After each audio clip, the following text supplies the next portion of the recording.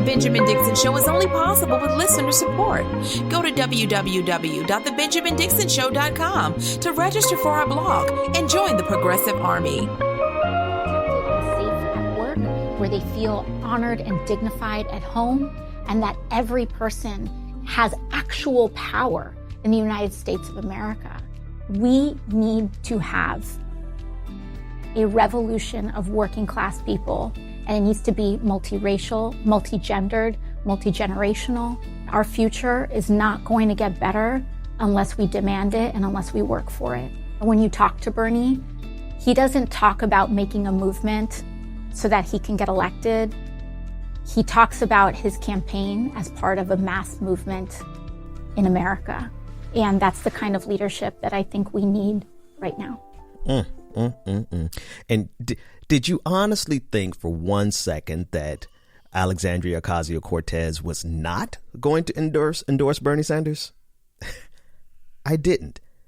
There was not a moment since she got elected, or even before she got elected, that I wasn't 100% confident that she was going to endorse the senator, Bernie Sanders. And yeah.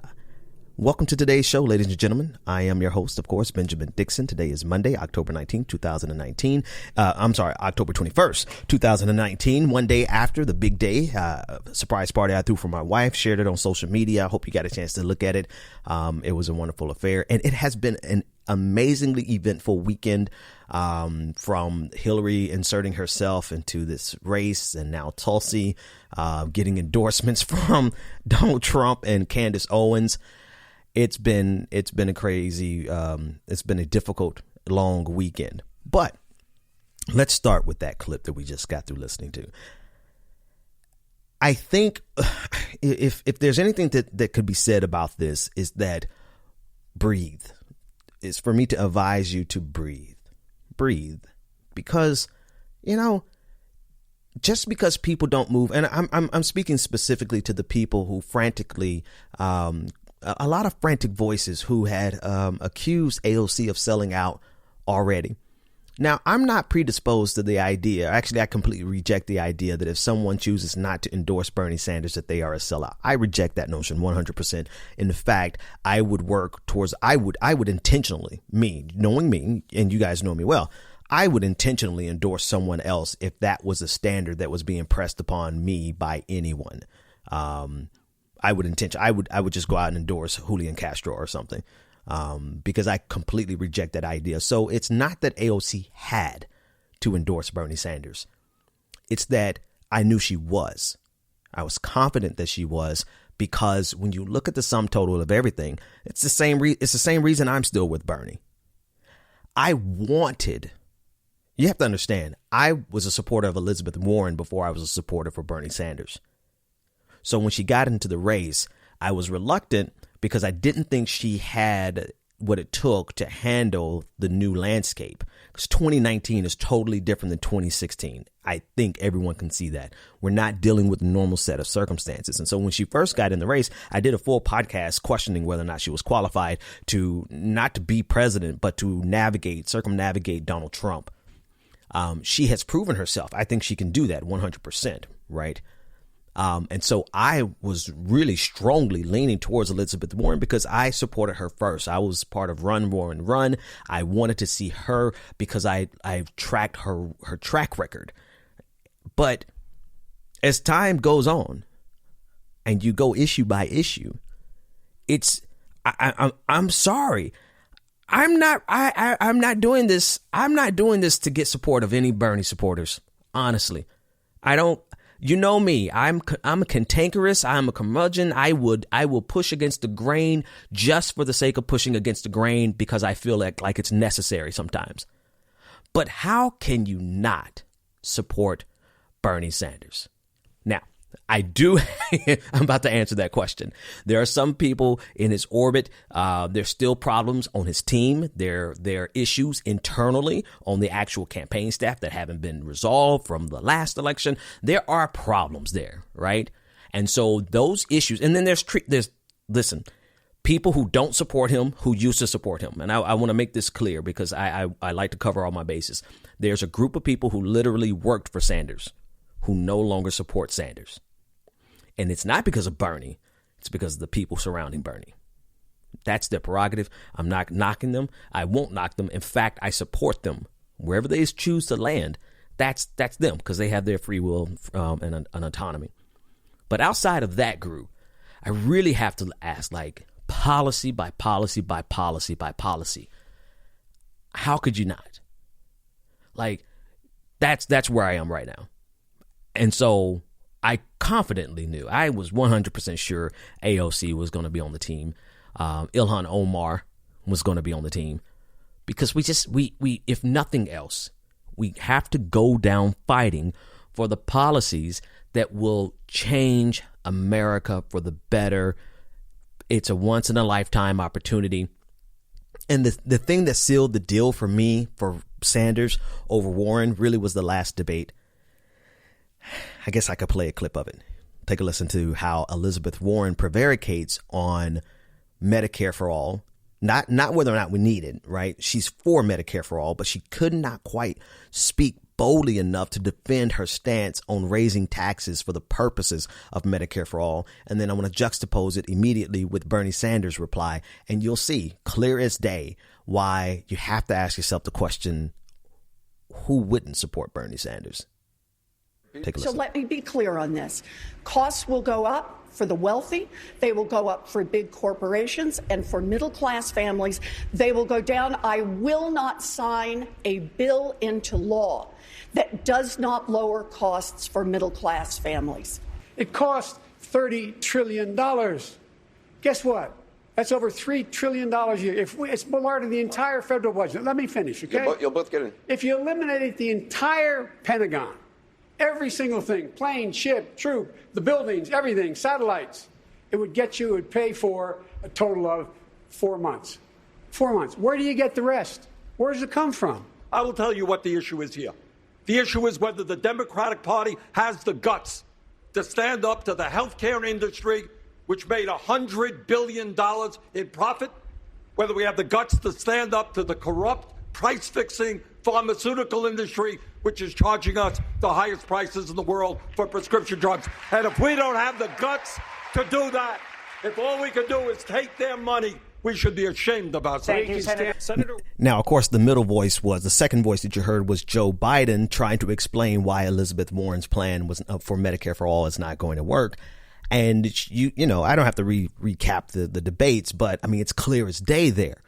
There's going to be a concerted full press court from the healthcare industry to stop Medicare for all by any means necessary. And we just can't afford to have someone who cannot speak with the fullness of their own intensity. What I mean by that is Elizabeth Warren has a level of confidence and tenacity, and she has a backbone, a spine of steel when she wants it. And she could very well speak with that same clarity on Medicare for all, but she's not. And that is a deal breaker for me. That said, I go back to my original question. I never doubted. Hell, I doubted whether I was going to support Bernie Sanders, but I never doubted that AOC was going to support Bernie Sanders. Never. But I mean, most importantly, though, I think it's really necessary for us to navigate these waters precisely and carefully and to not alienate the people that we are going to need after the primaries are over. I saw a response from Elizabeth Warren in regard to AOC's endorsement of Bernie Sanders. And I think this is the spirit. I don't think. I'm 100% sure that this is how we have to approach this at this point going forward. Elizabeth Warren said of the endorsement, "I am a fan of the Congresswoman," speaking of AOC. "She's done some terrific work. And I know once this primary is over, we're all going to be on the same side." That's how we must approach the primaries, because we cannot win. No one can win by themselves. I'll be right back. Go to www.patreon.com/the BPD show and support the Benjamin Dixon Show. And as always, at this point I guess you could say that line by heart at this point. I say that line every single episode. But at this point, I want to thank all my new patrons. Thank you to everyone who makes this show possible. The existing patrons and every one of you, right? Everybody, even if you can't afford to be a supporter, thank you. But to the supporters, Jen, McG, thank you so much for becoming a patron. Rodney J, thank you so much for becoming a patron. Alec V, thank you so much for becoming a patron. It's been a great weekend, guys, ladies and gentlemen. Gavin E, thank you so much for becoming a patron. All of you, thank you so much for supporting the show. It is critical at this juncture for me to have as many patrons as I possibly can so that I can sustain the work. We'll talk about that more at another time. But back to the primaries, back to Elizabeth Warren, back to Bernie Sanders, back to AOC. That's the dream squad. Like, I totally expect Elizabeth Warren, expected for her to run for president because she has the platform, the persona, she has the reputation, and I think she would do a great job. But I also know that Bernie Sanders would do the better job. He simply would. You can't deny it. And here's the difference. And I think this would be the one piece of advice. Like, this is not just what I'm getting ready to say isn't just mushy philosophical musings and navel gazing that I do all the time. This is actually strategic advice. Win over Elizabeth Warren's people by not being assholes. That is strategic advice that nicely parallels all of the good conscience and, all the sentimental being good people stuff that I talk about all the time. I mean, it's not only good to just be a good person, but it's going to be in your strategic interest to win over those people by not being such a dick now that they don't want to see you win. Period. And does that mean that you're going to have to be the bigger person? Yes. But holy hell, if you can't be a bigger person to help win this thing, then what the hell are you in this for? You're actually making it worse for us. All right, let's get back to one other aspect of the primaries. If you didn't listen to Saturday's episode, it's a pretty popular episode. You should go listen to it. Tulsi Gabbard, and I want to just say this clearly so that people are clear about where I'm coming from. Like, one, I know personalities really well, and I know people really well, and I can tell you that there's something else going on with Tulsi Gabbard that is not progressive. Now, before I get into all of that, you can go and listen to my argument from Saturday. Make sure you have that episode. But I want to make it clear. Tulsi Gabbard is cannibalizing Bernie supporters. And because of that, you should see, let's be clear. This race, this primary, could come down to 1% difference. Okay. Tulsi Gabbard's support is about 1% after this weekend. She probably hit 2%. That is a percentage that could hurt Senator Sanders. And the reason I say it's going to hurt him and no one else, I made the case perfectly clear on Saturday. It's because Tulsi is galvanizing the most disillusioned Bernie supporters from 2016. Those Bernie supporters who could not believe that he would dare support the Democratic nominee. And that's where she's getting her core support from. And with this incident that happened over the weekend with dreaded Hillary Clinton getting involved, that's going to galvanize more support from the people who are the most disillusioned from 2016. She is cannibalizing. Tulsi Gabbard is cannibalizing support from Bernie Sanders, not Elizabeth Warren, not Joe Biden, not Andrew Yang.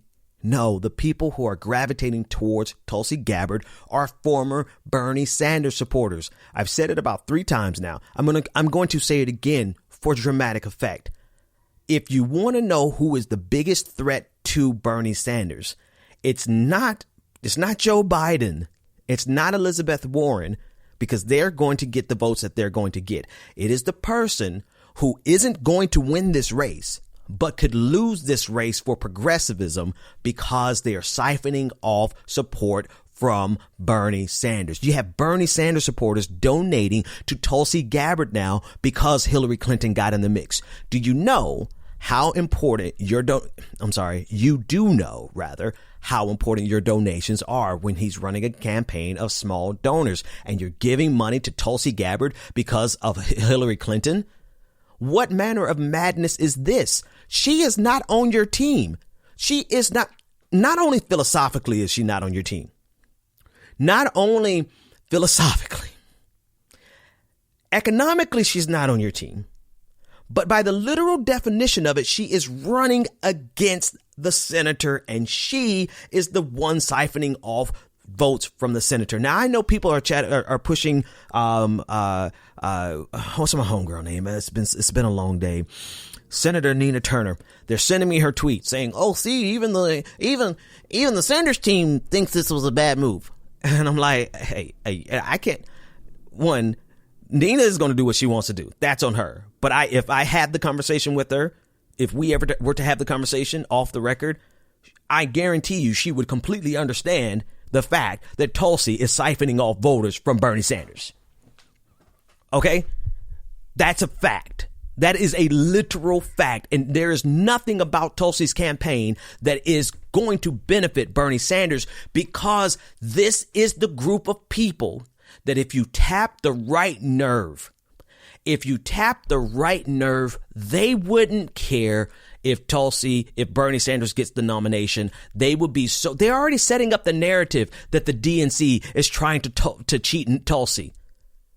They are already setting up that narrative. And so there's developing a group right now that is getting more and more vocal, that is adamant about not supporting hell, Tulsi hasn't even said that she's going to support the eventual nominee, who it looks like it's more and more it's going to be Bernie Sanders, so long there's no unforced errors between now and then. So you literally have someone sitting in the middle of the progressive camp ready to sandbag everything sandbag it against Bernie Sanders. And she is the direct threat to Bernie Sanders, not because she stands a snowball's chance in hell to win. It's because she is now playing this card where she's galvanizing all the people who hate Hillary Clinton so much and that are disillusioned from 2016, and she's getting donations from Bernie supporters, and she's getting vocal support from Bernie supporters. Now, I don't care. It is worthwhile mentioning that Donald Trump tweeted in her favor yesterday. It is worthwhile mentioning that Candace Owens, the white supremacist in black skin, in blackface, she's supporting Tulsi Gabbard. And it does matter, because there's literally not going to be a single move made by the Machiavellianism that you find. I know I just made that up. By the Machiavellian machinations from conservatives. They are not going to tweet in support of Tulsi Gabbard just because they don't like Hillary Clinton. Also, see, you all think, not all of you, there's a lot of people who think that you have an intersection, a common interest with your disdain for Hillary Clinton. Meanwhile, Republicans are like, we don't really hate Hillary Clinton. She's one of us. We just know how much you hate Hillary Clinton, and we know that if we talk right, if we give you the right anti-Hillary, anti-DNC talking points, then we could pull you a little bit closer over here. And this is literally what happened in 2016. We've seen a group of vocal activists / commentators who left Bernie Sanders and went all the way to Donald Trump. And now they are setting Tulsi Gabbard up to do the same. I'm not going to say it's Russia setting her up to do the same. I'm going to say conservatives are, because they are literally doing it right before our eyes. And who, ladies and gentlemen, does this hurt? I know this is a repeat from Saturday, but I just have to say it. And hell, I'm going to say it every damn day until we get it in our heads. It hurts Bernie Sanders. So I'm sorry. I'm going to say it very clearly at this point. Tulsi Gabbard is there to stop the progressive movement, because the only person she threatens is the realest progressive in the whole damn conversation. And if you can't see that for your hatred of Hillary Clinton, then I think that you should see somebody. And I'm not making any joke about mental illness whatsoever. But I do understand being fixated. I do understand being obsessed with something. I know that personally from my personal life.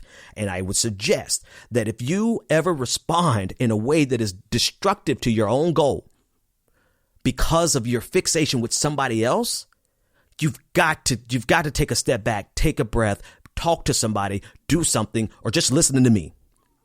because the goal is to help Bernie Sanders win. And because you're so frustrated and you hate Hillary Clinton so much, you're giving money to Tulsi Gabbard, the person who's running against Bernie Sanders. You're amplifying her message. The person who's running against Bernie Sanders, you're amplifying her message. The person who's running as commander-in-chief, she wants to be the best commander-in-chief in the game. That's all she has. She's not running on Medicare for all. She's not running on any progressive economic policies. She's anti-LGBT. She's all these things that you know. But because you hate Hillary Clinton, you're going to send money to her and support anything that she says? You cannot allow your hatred for one person to cause you to sabotage your own goal, which is getting Bernie Sanders elected. So I'm making this clear as day. No, Tulsi Gabbard is not progressive. No, Tulsi Gabbard is not anti-war, not running as commander-in-chief. That's her whole platform. No, she is not good for the LGBTQ community. No, she is not good for the Muslim community. She is the antithesis of what progressives really are going to be fighting for, should be fighting for. And there's no reason, there's no practical reason philosophically or politically for you to throw any support, even a damn retweet to that person because you hate Hillary Clinton so much. Sorry if that came off a little harsh, but I want to make sure that I'm not mincing words and make sure that you understand that I see clearly who the threat is, not because she stands a snowball chance in Satan's ass of winning, but because she's precisely the candidate who can pull enough votes away from Bernie Sanders and make her supporters disillusioned. And whether or not she runs as a third party or not is irrelevant. I mean, it's relevant, but that doesn't have to happen. All they have to do is stay home. And that 1 or 2% that she can cause to stay home, that will help Joe Biden win. You feel me?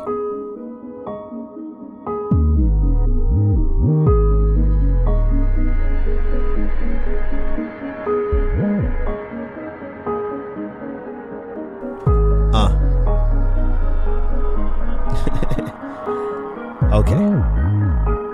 Here we go. All right. Practical steps. This is what you need to do. This is what we all need to do. We need to continue the conversation with every personal relationship that we have in person. Like wherever you go bowling, the people you go bowling with, whoever you go to church with, whoever you go to synagogue with, whoever you smoke weed with, whoever it is that you're spending time with outside of the internet and off of podcasts. You need to make sure that a couple things. Talk to them directly. See who they're voting for. Ask them why. Don't be a dick. Okay? It's critical. Don't turn them off. Roll back. Dial back. It's worthwhile. It's worthwhile. I said this years ago in 2016. I'm like, if you having a positive approach in a conversation could actually help win over somebody, is it asking too much of you to dial back the Twittermosity, the animosity that we have constantly on Twitter? Is it not asking too much for you to dial that back, swallow the big pill, put on your big boy, big girl, non-gender conforming pants, and be kind and talk to them about the issues? Now, I can tell you one thing. You can win them over just talking about the issues, and then they'll do the math themselves and realize, well, the only person who's really fighting for all these issues is Bernie Sanders, right? Or you could go the direct approach and say, Bernie Sanders, here's what I got to go philosophical and mushy for a second, okay? I was talking to a brother last night, and we were talking about how it could be uncomfortable to have people put you on their shoulders and elevate you. And people, it's uncomfortable to me, when people are like, oh, Ben Dixon is this, Ben Dixon is that. And he's got the, best podcast. He's the most underrated. He's excellent. He's all this kind of stuff. It was uncomfortable for me for a long time. But then I really stopped and paused and considered in that conversation last night, the fact that when you can be trusted to do the right thing day in and day out, then you should not feel uncomfortable with millions of Americans throwing you on their shoulders and you telling them, not me, us. Not comparing myself to Bernie Sanders, but hell, why not? Okay. Any of you, if you can be trusted to do the right thing for everybody, even those people who are fighting against you, then you have to learn the value of that kind of support. It may be uncomfortable, all those kind of things. You know, I understand that. But we need people like Bernie Sanders. Be honest with you. Let's go down the list. We effing need AOC. And I'm going to be honest with you, we need Elizabeth Warren in the position that she's going to get in Bernie Sanders' cabinet. We need her because we have seen, especially with the first two people, Bernie and AOC, we've seen that we could trust them. And so we have to put them on our shoulders and carry them all the way there. And I have no problem speaking in that type of language because we've seen Sanders can be trusted. Okay. That being said, in the context of what are the practical steps, communicate that. Communicate the sincerity. You could either communicate just on the issues, but if they need a personality to connect to, then communicate with them based on the fact of his integrity, his consistency, all those things that you guys have been pointing out. Everyone's been pointing out for the longest time. But we have to, in addition to telling everybody we know, make sure your people are registered to vote. Please make sure that you know the deadline to register as a Democrat in the closed primary states. Make sure, and don't let anybody, here's the last thing, do not let a single person convince you to not participate in this campaign. All right? It is critical because there is an organized, well-funded effort to get you to self-disenfranchise. They are being paid good money, and some of them are coming in progressive sheepskin. Not sheepskin. You know what I was trying to say. Sheepskin is, anyway. They are wolves in sheep's clothing. They're dressing themselves up as progressives, but they are literally being paid. And a couple of other things. Here's why I am not anti-Russiagate. This is why it matters. Because nations influence nations all the time, right? Number one. But number two, I've seen firsthand evidence of troll farms where people are paid to sit there all day on social media and pretend to be, surprise, surprise, conservative in this case. The troll farm that I saw was a progressive leaning troll farm, right? The same thing is being done by conservatives. And we actually have the evidence that it was being done also from Russia, literally. Why am I mentioning that? Because some of the people you're interacting with online are literally paid trolls, paid specifically to get you so angry that you can self-disenfranchise. That is the number one tool right now. So the most practical thing I can tell you to do, in addition to making sure that you're registered, in addition to making sure everybody in your orbit is registered, making sure that you have communicated to them above all else, my son, do not vote for Joe Biden.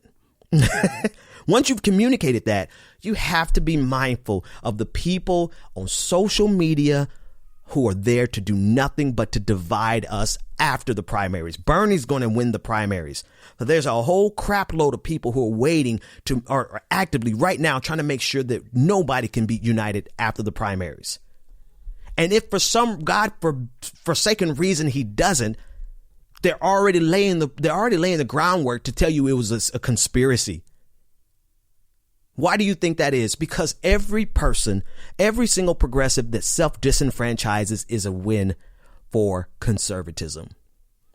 So the most practical thing I can tell you is understand, man, there are paid performers online. And they're some of the most popular voices that you know. People who come out of nowhere. All of a sudden they're getting 10,000 likes and stuff about dividing. Oh, I'll never support. I'm leaving the different. Who does that hurt this time? I'm glad there's a clear. I'm glad it's clear. I'm glad Hillary Clinton is out of the way and she needs to stay out of the way forever. But I'm glad it's clear now that this push, this this self-disenfranchisement push that's going on across social media is present now, and it's being targeted towards Bernie Sanders. And it's cannibalizing Bernie Sanders supporters because they can't see. I don't believe that they can see how they are being specifically targeted because of their disillusionment from 2016. So simultaneously, they're working you into a big fervor over and to the point where you're going to self-disenfranchise, not you, but the other person listening next to you, that person, to self-disenfranchise, all the while sabotaging Bernie Sanders. Okay, I'm not going to change my show into being a Bernie 24-hour show. I'm going to speak the truth no matter what. When Bernie messes up, if he messes up, I'm going to call him out. But at the same time, we got to call a spade a spade. And the spade in this case is the best fighter that we could possibly have for the issues that we're trying to win on is Bernie Sanders. And I think Elizabeth Warren is going to be an amazing addition to his team to help us get some things accomplished that we won't be able to see for this is a once in a lifetime, once in a generation opportunity. That's my show, folks. See you tomorrow. Take care, everybody. The Benjamin Dixon Show is only possible with listener support. Go to www.patreon.com/The BPD Show and support The Benjamin Dixon Show. If you like this episode, be sure to share, like, and subscribe.